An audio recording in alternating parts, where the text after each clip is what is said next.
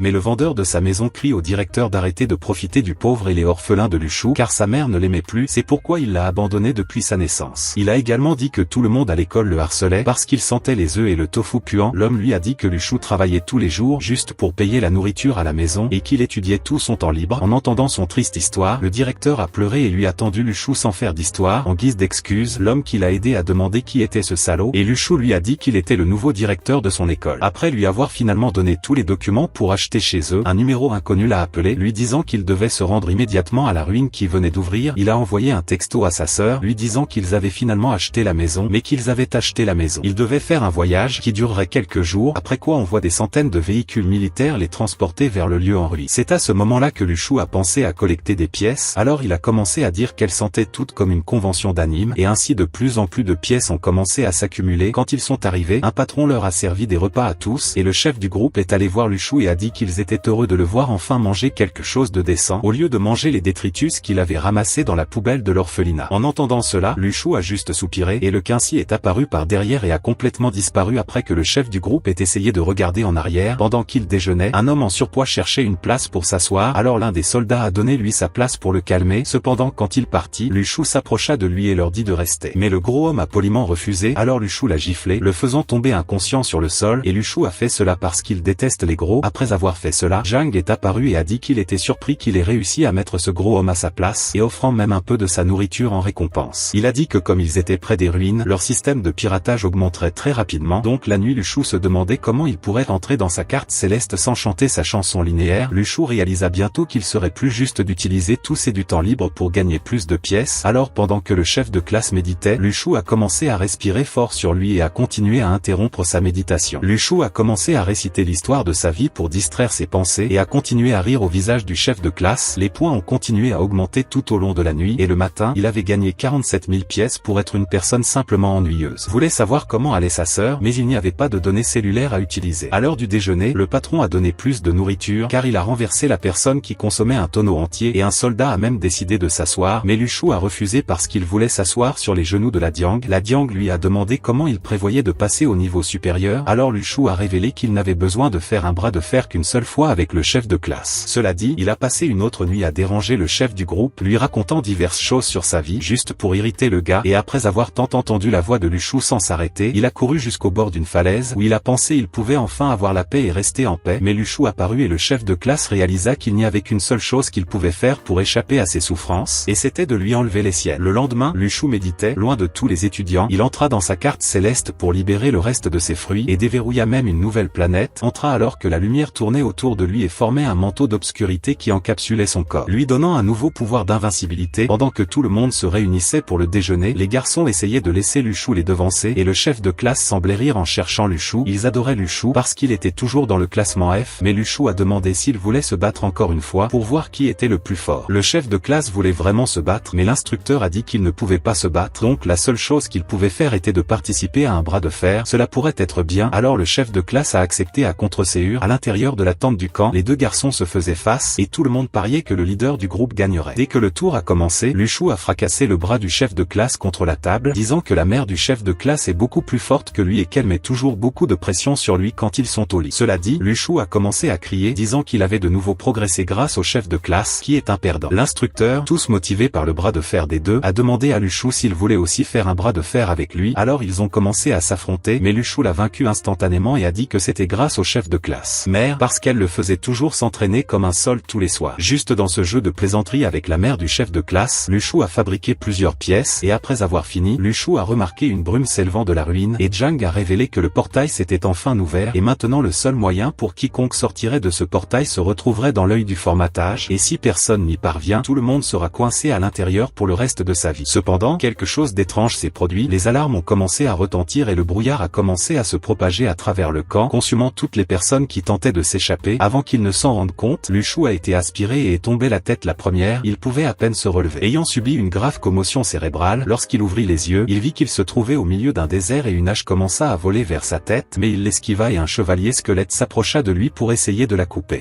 Cependant, Luchou a réussi à attraper sa hache et à le renverser, lui brisant tous les os. Après avoir vaincu le squelette, Luchou a décidé d'escalader un rocher géant pour avoir une meilleure vue de son emplacement, et il se demandait également où tout le monde était allé. Cependant un bras a commencé à sortir du sol, alors il a sauté et a commencé à s'enfuir, et les autres squelettes ont pu l'attraper, et après qu'il ait réussi à s'échapper, un groupe de 4 étudiants sont venus en courant vers lui, disant qu'il devait courir s'il ne voulait pas perdre la vie. Il a vu un de ses camarades de classe sur le point d'être dévoré par le zombie, alors Luchou a couru pour lui couper la tête et a commencé à abattre tous les zombies qui se trouvaient sur son chemin, mais alors qu'il était distrait, un zombie lui a sauté dessus. Il se mordait presque le cou. Au lieu de l'aider, les autres étudiants avaient trop peur pour le sauver, alors Luchou s'est battu pour battre le zombie par la force, puis a écrasé le crâne du zombie. Alors qu'il revenait vers eux, ils l'ont supplié de rester et de les protéger, mais il a dit à tout le monde qu'il n'aiderait jamais un connard qu'il avait abandonné, et juste à cause de leur attitude de l'abandonner, il n'aiderait personne d'autre, il veut que tout le monde meure. Sur ce, il a laissé tomber sa hache et a dit qu'ils étaient seuls. Mourir ou survivre, tout dépend d'eux. C'est à ce moment-là qu'une fille s'est énervée parce qu'il ne l'avait pas aidé, parce que s'il l'avait fait, Luchou les aiderait maintenant. Quelques jours plus tard, Luchou a renversé un zombie, puis a utilisé des acrobaties pour vaincre 5 5 autres qui se trouvaient sur son chemin avec l'épée qu'il a obtenue. Et quand l'obscurité approchait, il grimpa aussi haut qu'il pouvait pour garder le terrain élevé, mais en chemin, il aperçut le gentil officier qui lui offrit sa chaise et l'homme était malheureusement mort, alors il continua à courir. Pendant que les vautours dévoraient son cadavre, la journée la fut de courte durée et la nuit arrivait trop vite et tandis qu'il marchait, une fusée éclairante apparut. Alors il sauta vers le ciel pour le renverser et se dirigea rapidement vers celui qui utilisait la fusée. À l'intérieur d'un ravin il vit un homme tenant cette fusée, mais il savait qu'aucun élève ne l'avait reçue. De plus son système révéla que le nom de l'homme n'était que des chiffres au lieu de lettres. Alors il sursauta et se demanda si cet homme était un espion. Il s'avère qu'avant que le brouillard ne dévore tout le monde, un groupe d'espions avait chargé leurs fusées éclairantes et le gars devant Luchou était l'un d'entre eux, mais Luchou avait mis en colère chaque personne dans l'école, mémorisant ainsi le visage de chaque professeur et tous les étudiants, et il savait que ce type n'était définitivement pas l'un d'entre eux. Alors il était sur le point de commencer son petit bal en échange de pièces. Au fur et à mesure que la nuit avançait, il continuait à gagner des points rien qu'en regardant le gars. Alors l'homme a fini par essayer de se présenter comme Chang. Cependant Luchou a dit qu'il n'avait jamais rencontré une personne aussi laide. Alors Chang a essayé de demander s'il pouvait voir l'épée qu'il a ramassée. Cela dit, les deux ont commencé à marcher lentement l'un vers l'autre. Cependant, avant de pouvoir le ramasser, Luchou l'a retiré et a dit qu'il l'utiliserait pour pénétrer la mère de Chang plus tard. C'est à ce moment-là que Chang a dit que sa mère l'avait trouvé l'année dernière et avait essayé de s'enfuir, mais Luchou s'est excusé et a promis de le surveiller pour s'assurer qu'il était en sécurité, ce qui l'a encore plus mis en colère. Oui mes amis, Luchou avait trouvé sa nouvelle victime pour cultiver ses pièces, et il savait qu'il n'avait aucune chance de laisser cet homme s'échapper. Il continue de se courir après, et Chang est choqué par le fait que Luchou ait réussi à en le suivant. De nulle part, d'autres zombies ont commencé à émerger de la terre et à les encercler, et Chang a vu cela comme une opportunité d'échapper à Luchou, mais a été choqué que Luchou soit toujours derrière lui. Alors il a dit à Luchou de lui remettre son épée, afin qu'il puisse les protéger, mais alors qu'il courait pour sauver leur vie, Luchou pensait que c'était le moment idéal pour récolter plus de pièces. Alors quand Chang se tourna pour récupérer son épée, Luchou l'attrapa et fit semblant d'avoir peur de se retrouver sans épée. Lorsque 3 zombies l'ont entouré, Luchou a poussé Chang au sol et a commencé à courir. L'un des zombies a essayé de mordre Chang, mais il a utilisé un couteau de poche pour éliminer ses ennemis et a commencé à courir pour sauver sa vie. Et quand Luchou a commencé qu'il était enfin loin de lui, il l'entendit arriver au coin de la rue, le fixant, puis Luchou commença à faire semblant d'être essoufflé. Et c'est alors que Chang commença à s'approcher d'eux, condamnant son arme, et Luchou lui dit de trouver un endroit où il pourrait se reposer pour la nuit. Alors Chang décida de ranger le couteau, et ils coururent vers la colline de Gajia après avoir grimpé. Ensemble, Luchou s'est demandé qui était cette personne, mais s'est rendu compte que c'était l'occasion parfaite de commencer à gagner encore plus de pièces, ou un gars ennuyeux devant Luchou a commencé à faire semblant qu'il dormait fermé, tout cela pour lui faire peur, pendant qu'il essayait d'éliminer furtivement. Bientôt, le jour s'est levé et Luchou a réussi à gagner 30 000 pièces avec ce type, mais il a commencé à avoir faim, n'ayant pas beaucoup mangé ces derniers jours, alors il s'est levé et a dit qu'il chercherait quelque chose à manger, et quand Chang ne pouvait plus le voir, Luchou commença à manger son tofu malodorant et décida de revenir par le chemin opposé à celui dans lequel il était entré. Et quand il a vu Chang allongé à sa recherche, il a décidé de tester la force du sang, et le pauvre Chang,